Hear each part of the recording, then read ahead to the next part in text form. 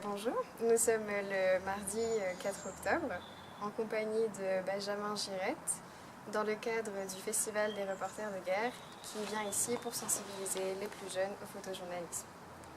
Donc tout d'abord, pourquoi ce nom Disturb? Pourquoi ce nom Disturb? Parce qu'il nous a tout de suite plu. On a commencé avec Pierre Terjman en mars 2014 et très rapidement dans les jours qui ont suivi le début de l'aventure Disturb, les premiers collages. Un ami à nous qui s'appelle Justin Mignot, qui était graphiste et qui était avec nous pour les premiers collages, nous a demandé si on était partant pour disturber ce soir. Ça nous a fait rire et on en a gardé le mot disturb. Voilà, avec une faute d'orthographe, un Y, tout simplement pour faire la différence sur Google et nous trouver plus facilement. D'accord, et pouvez-vous nous expliquer comment vous est venue l'idée de base de créer cette fondation?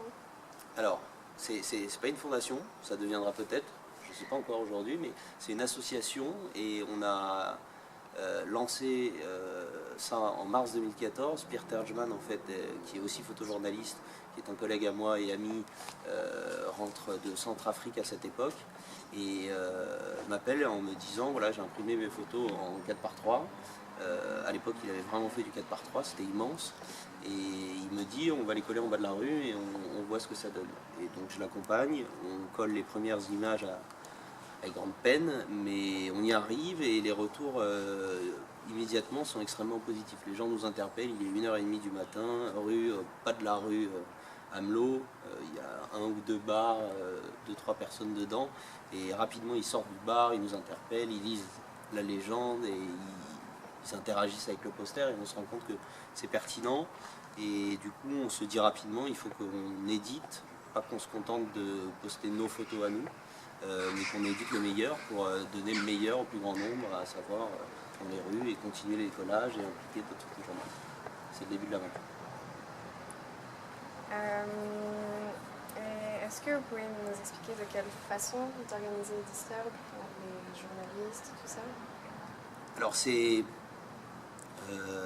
depuis mars 2014, on s'est impliqué à temps plein avec Pierre Terjman. On essaye de continuer aussi à travailler, mais c'est une entreprise qui prend beaucoup de temps.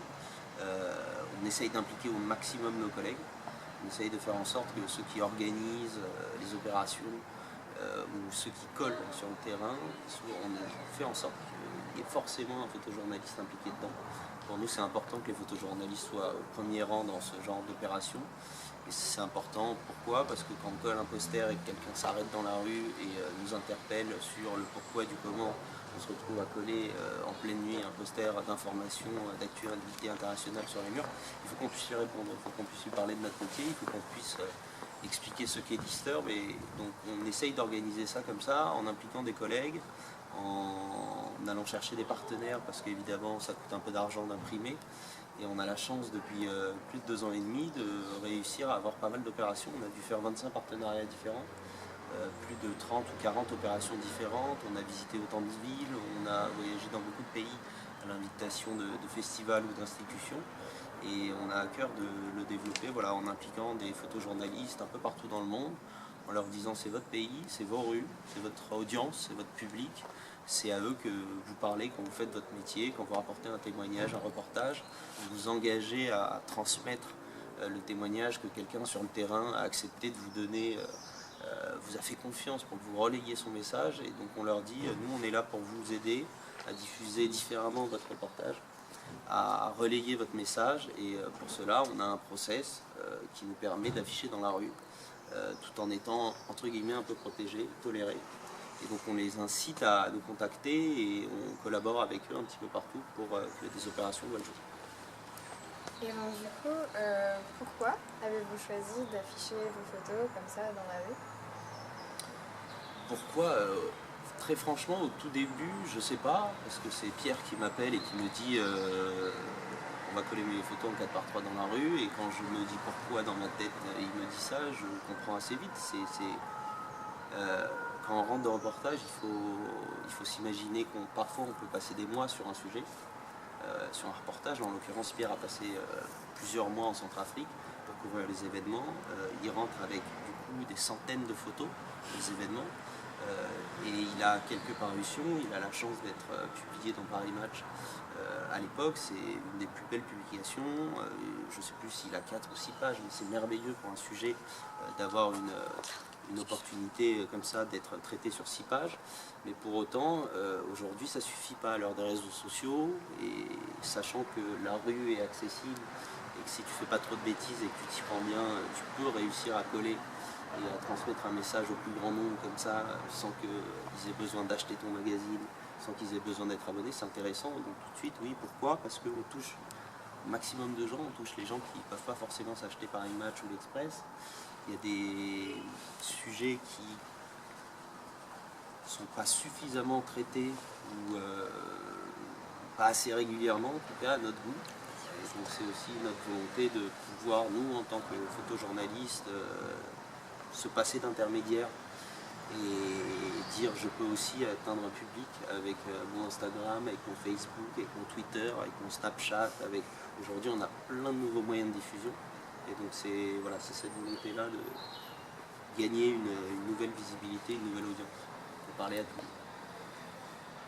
monde. Et où trouvez-vous le budget nécessaire pour financer tous vos projets? Alors on le trouve, par exemple, là on est accueilli par la région, par le festival Bayeux Calvados des correspondants de guerre qui organise et qui nous aide sur la partie financière, ne serait-ce que pour les déplacements, pour les impressions, pour payer les photographes, parce que quand on colle des photos, on essaye à chaque fois de payer 200 € par photo. C'est pas énorme, mais l'idée c'est que ce soit au moins symbolique et que les partenaires qui nous aident financièrement comprennent que les premiers euros doivent aller chez les photojournalistes. Donc on arrive, on a participé à énormément de festivals, on a participé évidemment à WARM, c'est un festival à Sarajevo sur la guerre qui est dirigé par Rémi Rodan, et Rémi Rodan était une des premières personnes à nous accueillir, à nous inviter à coller à Sarajevo. Donc c'est grâce à eux qu'on se développe, c'est grâce à eux qu'on arrive parfois à payer les photographes et on espère demain réussir à avoir des financements annuels, des soutiens, non pas opération après opération, mais de façon un peu plus régulière et avec un peu plus de confiance, donc sur l'année, pour nous permettre de nous développer différemment, peut-être de payer un salaire ou deux pour travailler à temps plein sur distance. Et avez-vous un public particulièrement que vous ciblez quand vous affichez vos photos? C'est à chaque fois différent. On affiche à la sortie d'une université, on a clairement le public étudiant qu'on vise, mais on essaye à chaque fois qu'on colle une photo dans une rue ou sur une place, de se poser ces questions-là, de se dire qui est sur cette place, qui va passer demain. Est-ce que c'est la communauté chinoise de Paris? Est-ce que je suis dans un quartier où il n'y a absolument aucun chinois? Est-ce que je suis dans un quartier populaire? Est-ce que je suis dans un quartier très chic? Et donc systématiquement on essaye de prendre en considération les passants et de faire un choix photo adéquat pour à la fois pour les intéresser, parfois pour les réveiller, parfois pour les perturber, parfois pour les accompagner dans la célébration, dans je ne sais quoi, mais on fait, voilà, on essaye de faire en sorte qu'à chaque collage on se pose ces questions-là. Et avez-vous des projets pour l'avenir particuliers? Des prochains rendez-vous à d'autres endroits de la Terre Alors oui, là on a une opération qui est en cours encore à Newcastle, qui fait partie du festival Eden Civil War, excusez mon accent anglais. On a une opération en Ouganda pour Ugandan Press Photo Award.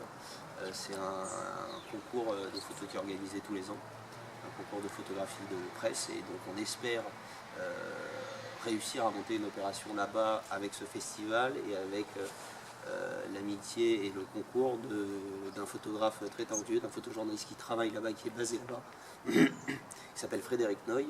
Il a travaillé sur des sujets, notamment la communauté LGBT en Afrique, et on l'a déjà collé. Et voilà, ça fait partie du système Disturb. On essaye aussi de l'impliquer pour qu'il organise des opérations chez lui, avec ses collègues, avec ses amis, avec sa communauté.